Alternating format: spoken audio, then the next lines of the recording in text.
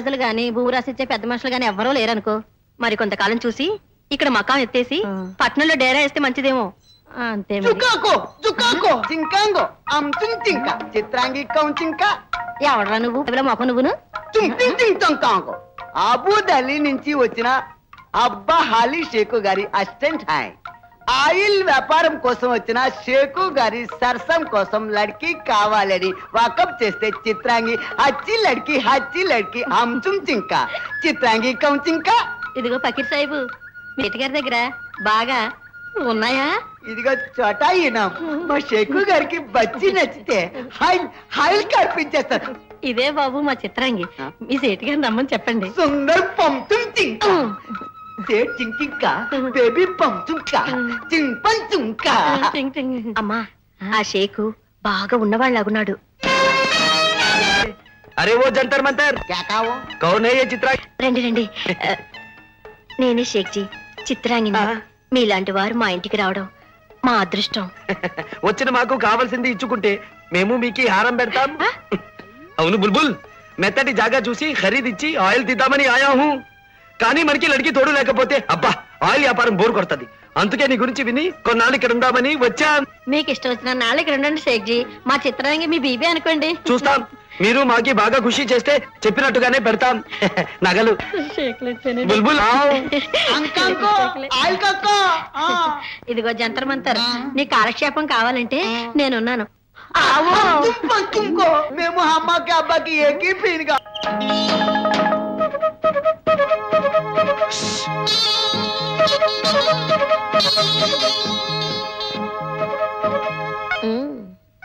ఇదిగో షేక్జీ. ఐసా నహీ, నోట్లో రక్కో, నోట్లో పెట్టు. మీరు పెట్టి చూపించండి షేక్జీ. పిల్ల దానికి తెలీదు. పెడతాం పెడతాం.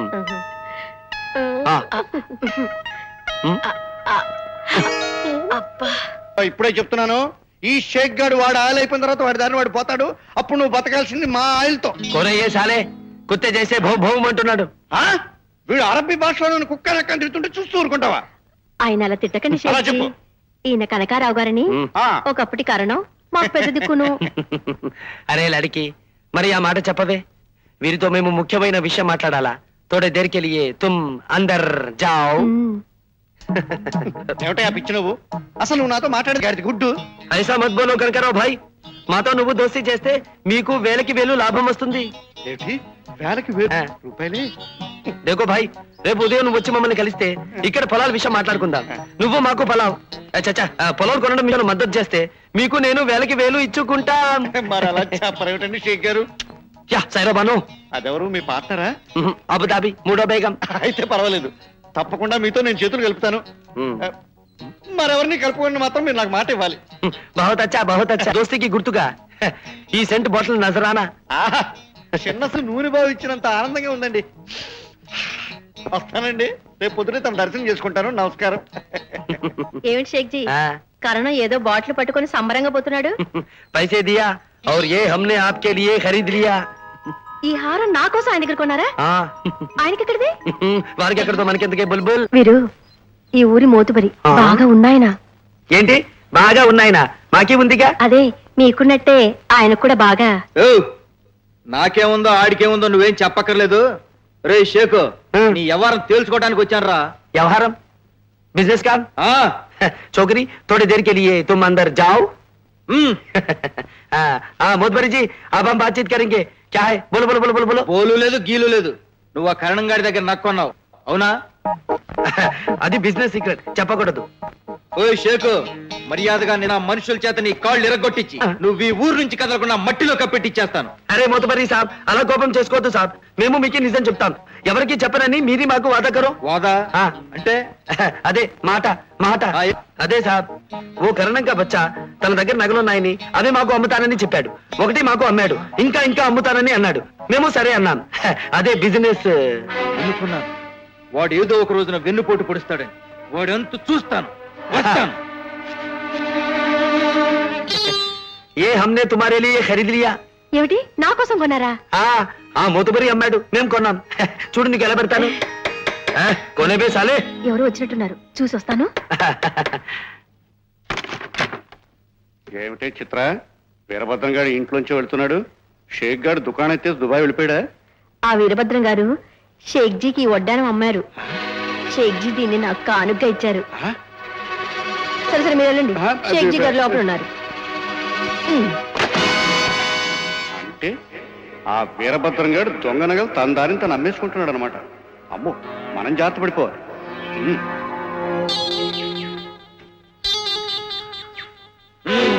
ఎరా కరణం, నీకు వీలున్నప్పుడల్లా నక్కలాగా బొక్కతో వేసి నగలట్టుకుపోయి అమ్మేస్తున్నావు అన్నమాట. వేధాపని నువ్వు చేసిన అన్నంటావేమిటయ్యా? కొనటానికి ఆ షేక్ గారు ఒకడు దొరికాడు కదా అని నగలు తీసుకెళ్ళి అమ్మేసింది నువ్వు కాదు. కొట్టానంటే కరెంటు తీగ మీద కాకిలాగా గిలగిల నువ్వేగా షేక్ గాడికి హారం అమ్మింది. చాలండి, మీరు షేక్ మీద వడ్డాను నేను కళ్ళారా చూశాను. ఎవరు ఎవరికి ఏమి అమ్మామో ఇప్పుడే తెలుస్తుంది. ముందు పెట్టి తెరు. తెరుస్తాను. తెరు. ఇక్కడే ఉందండి. నువ్వు అమ్మిన హారం ఇందులోనే ఉందయ్యా. మీరు దోచిన నగలు దాచిన చోటే ఉన్నాయన్నమాట. వీటి గురించి తెలుసుకోవాలని నేను షేక్ సాబ్ అవతారం ఎత్తాను. ఆ? అయితే నువ్వు మమ్మల్ని మోసం చేసి మోసాన్ని మోసంతోనే దెబ్బతీయాలి కరణం. మా మావయ్య మీద నింద మోపిన మీరే నిజమైన నేరస్తులని అనుమానించాను. ఆ నిజం తెలుసుకోవాలని ఇంత నాటకం ఆడాను. రే కిష్టయ్య, ఈ కరణంగాడు నగల విషయంలో నన్ను మోసం చేస్తున్నాడేమోనని వీణ్ణి ఖతం చేయడానికి నా ఏర్పాట్లు నేను చేసుకున్నాను. ఇప్పుడు ఆ ఏర్పాటు ఇస్తాను. రేయ్,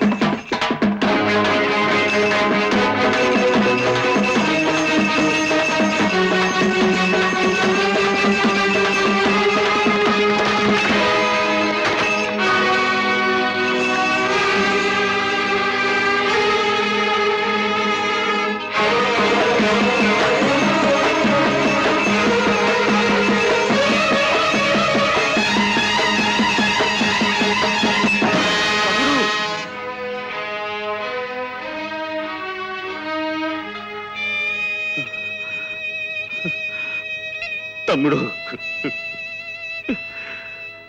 భగవంతుడా, నేను నా సొంత కొడుకు కంటే ఎక్కువగా నా తమ్ముడిని ప్రేమించిన వాడిని అయితే, తెలిసి వాడి పట్ల ఎప్పుడూ ఏ తప్పు చేయని వాడిని అయితే, నా తమ్ముడు మళ్ళీ కళకళ్ళాడుతూ మా మధ్య తిరగాలి. లేదా వాడికంటే ముందు నేనే పోవాలి.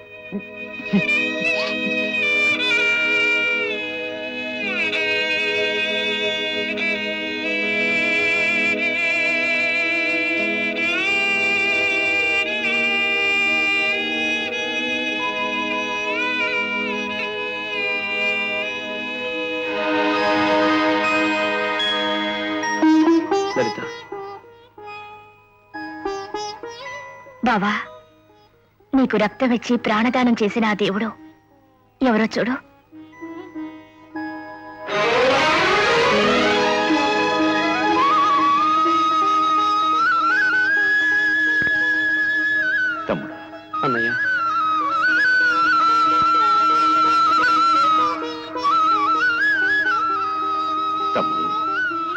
అన్నయ్య, Krishna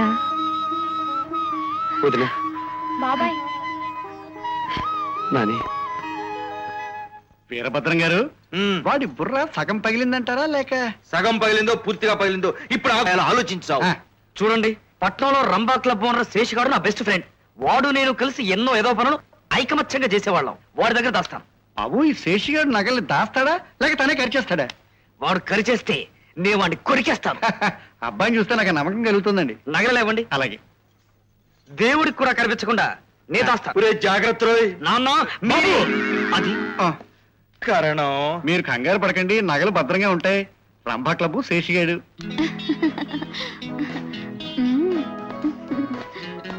hi Seshu, good morning.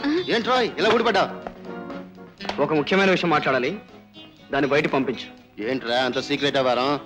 వస్తే జమలగిరి పంప, నువ్వు బయటికి పోవే. రారా కూర్చో. ఈ బ్రీఫ్ కేసును కొన్ని రోజుల పాటు భద్రంగా దాయాలి. ఏమన్నారు ఇందులో? అది నీకు అనవసరం రా. నువ్వు బాగా నమ్మకమైన ఫ్రెండ్ కాబట్టి నీ దగ్గర తీసుకొచ్చాను. నీ దగ్గర దాయ్ అంతే. ఇందులో ఏమున్నాయో చెప్పకుండా దాయముంటే ఎలారా? రేపు వచ్చి ఇందులో కోట్లు పెట్టాను అవి నువ్వు కొట్టేసావు అన్నావు అనుకో, నేనేం చేయాలి? లేదా పోలీసులు వచ్చి ఇందులో దొంగనట్లు ఉన్నాయని నన్ను తన్ని బొక్కలో దోశారనుకో, నేనేమవ్వాలి? అందుకని ఇందులో ఏమున్నాయో చెప్పు, భద్రంగా దాస్తాను. నువ్వంత ఖచ్చితంగా అయితే నిజం చెప్పక తప్పదుగా. చూడు, ఈ నగలేమిట్రా? ఇవి నీకు ఎక్కడి నుంచి వచ్చాయి? ఇవి దాస్తే నా కొంపేం మునగదు కదా. ఇవి మా ఊళ్ళో దేవుడికి సంబంధించిన నగలు. కొన్ని రోజుల పాటు ఇవి ఎవరికంటా పడకూడదు. వీటి గురించి ఎంక్వైరీలు దర్యాప్తులు పూర్తయిన తర్వాత నేనొచ్చి పట్టుకెళ్తాను. అంతవరకు దాచినందుకు నీకు కాస్త కట్నం చదివిస్తాలే. ఇవి దొంగిలించిన నగలన్నమాట. వీటి గురించి మర్చిపో, నేను దాస్తాగా. నేను వస్తాను శేషు. ఓకే, ఒరే శేషు, జాగ్రత్త. నువ్వు వెళ్ళరా, నేను దాస్తాగా. రాయ్, ఆ సుందరంగాన్ని ఫాలో అయ్యి వాడిని చిదగొట్టి ఏ సైడ్ కల్లోనో పారేయండి. వెళ్ళండి. అలాగేనండి. ఇవి దొంగ నగలు. వాడు చచ్చినా ఎవరికీ చెప్పుకోలేడు, పోలీస్ రిపోర్ట్ ఇవ్వలేడు.